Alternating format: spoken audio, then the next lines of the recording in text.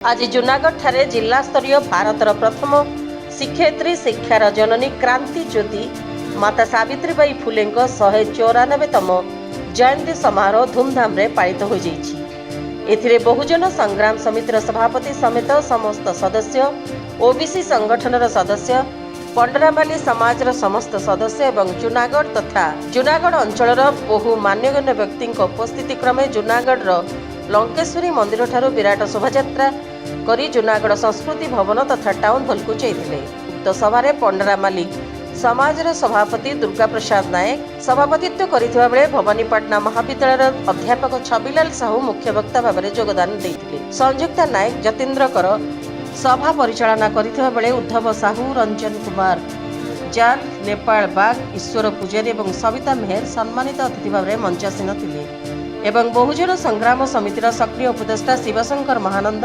गौरांग सुना, विश्वनाथ कर, शिवप्रसाद भोई, सुशांत नायक, पुण्रेन्दु माझी प्रमुख उपस्थित थिले। मंचर समस्त उपदेष्टा, सभापति, सम्मानीय अतिथि एवं परिचालना कमिटीर समस्त सदस्य माता सावित्रीबाई फुले आत्मकाहानी उपर उद्बोधन देइथिले। तापरे मंचरे जूनागढ़ हाईस्कूल कुनी कुनी कलाकार माने सावित्रीबाई फुले जीवनर कला संबंधी उपरे कला प्रदर्शन करथिले। परे संगठनर समस्त सदस्य उपस्थित रे सभा समाप्त करा जायतिला। जूनागढ़ विजय कुमार दंडसेना रिपोर्ट, रिपब्लिक ओडिशा, साधारण लोकंक स्वर।